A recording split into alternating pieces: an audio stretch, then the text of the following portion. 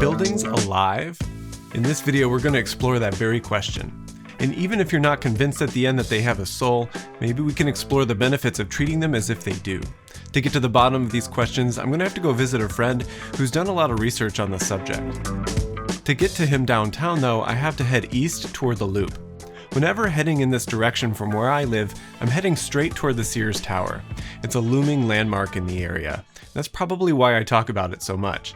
Anyway, it's a tall, boxy form, and its dark color is similar to buildings that I've seen described as soulless in some of the other comments on videos when these qualities are deployed in other buildings.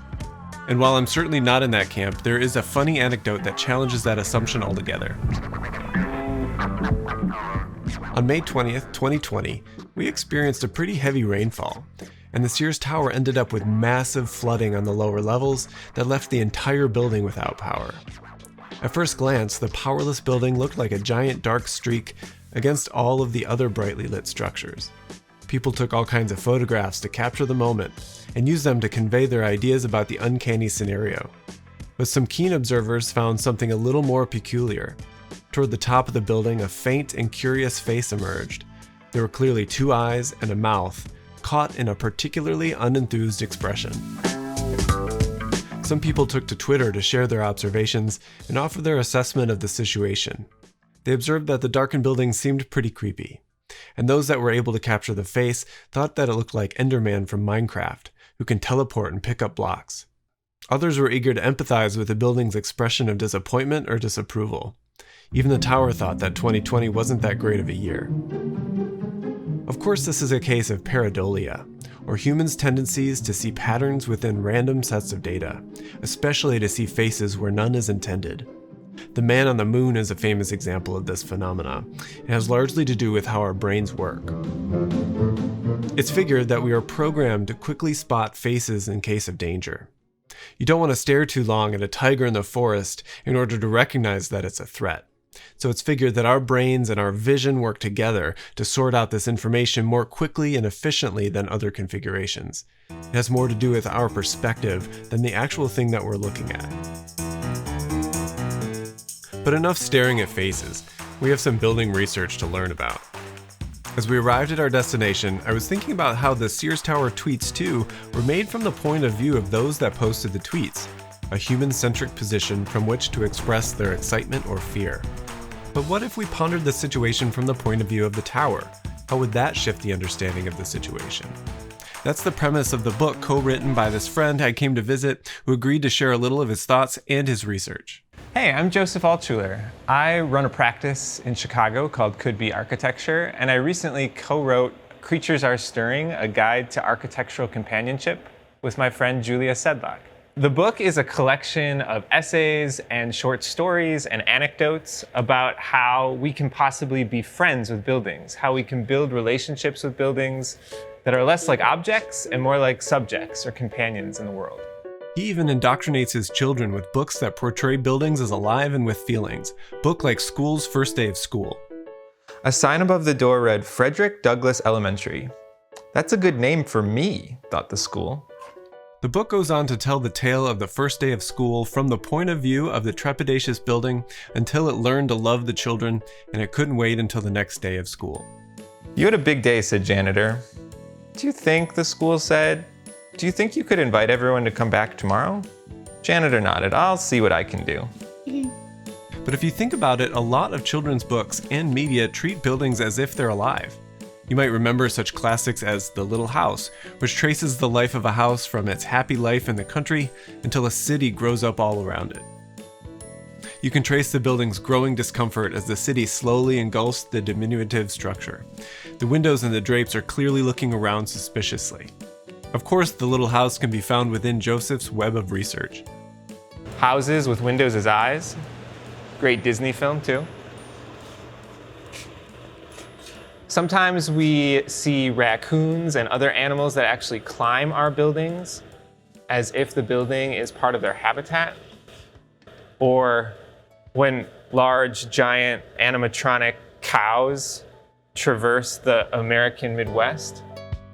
This channel is no stranger to animating architecture or approaching buildings as if they're alive. The video about bricks, for instance, was based on this premise, built on the quote from the architect Louis Kahn, who asked bricks what they wanted to be.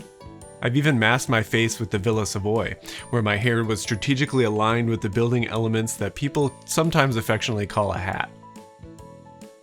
But building and body metaphors have a long history in architecture and have been instrumental in a whole host of ways. Even the ancient Greeks on the Acropolis made some of these explicit with elements like the caryatid porch.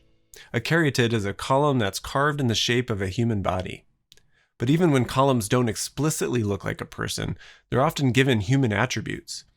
Ionic columns, for instance, are associated with traditionally feminine forms, while the Doric, with its squat proportions and unadorned features, are usually associated with the masculine. Beyond that, columns have three main parts: a base, a middle, and a top, which I've talked about quite a bit. This three-part vertical breakdown is also true of the human body if you think about the legs, the torso, and the head, and this extends to full buildings too.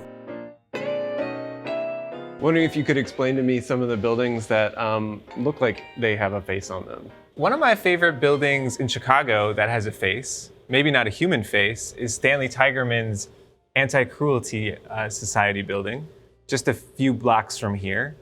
I think this is a good example of a building where an architect is really trying to explicitly communicate through facial features, in this case, a building's facade that looks like a puppy, exactly what's happening inside. And in this case, also literally a building that is encouraging people to interact with live animals, to fall in love with animals. We often share language between buildings and humans, like when we talk about foundations or character, and of course windows are always the eyes to the soul. This is like a very explicit example of trying to build biological animate qualities into a facade. But I think we can also point to other examples that are a little bit more abstract, but that still give us the sense of a face, like a project over here by Anya Jaworska, also from Chicago, of this confetti tower. She talks about it being inspired by an exhaust pipe, but I think you can't help but look at it and also think of its anthropomorphic qualities, its four legs, its torso, and then necessarily some kind of head with this giant aperture. An important evolution of this concept happened when the French architect Viollet-le-Duc set his sights on the restoration of Gothic cathedrals. He explicitly drew those buildings so that they looked like the structural stone components were discrete from the rest of the building. Prior to this, buildings weren't really differentiated in a way that structure could be something that you could isolate or take apart from the rest of the building. This way of looking at buildings continues to this day, where we think about it as having discrete systems, in the same way that we think about bodies as having discrete systems that serve various functions. Viollet-le-Duc thought of buildings as having a skeleton in the same way that vertebrates do. An approach like Stanley Tigerman's Anti-Cruelty Society building is an extremely explicit case of trying to put a face and a life into building, but there are so many other ways that buildings can come alive. Yes, it can be about how they look, but it can also be about how buildings start to behave, how they operate, how they locomote around the world. Whether they literally move around like Archigram's Walking City, or whether it's more of a fictional movement, the idea that just the disposition of how an architecture looks gives the sense that it might start walking around, or it might be droopy or proud or happy. Ultimately, this project, it's not so much about convincing the world that buildings are literally or not literally alive. But I think what this is really after is expanding our capacity to empathize. If we can empathize with buildings, perhaps we can also empathize with other people in new ways. Perhaps we can also start to expand our capacity for care for the production of buildings, for the many different actors, for the many different types of labor that goes into creating buildings. If you enjoyed this video, you might also enjoy that book written by Joseph called The Creatures Are Stirring, that's authored by Joseph and Julia Sedlock. It's available in the link in the description below. The book explores what it might mean for thinking of buildings as our friends by designing them to be a little bit more friendly and interactive. I also have an essay in the book with my partner Allison Newmeyer, and we talk about windows as the eyes to our soul. Please consider giving the video a like and subscribe to the channel if you're into thinking about and learning more about the built environment. Leave a comment with your thoughts. Do you think buildings are alive? Why or why not? Videos come out every week on Thursdays. And in the meantime, feel free to peruse some of our other videos. See you over there.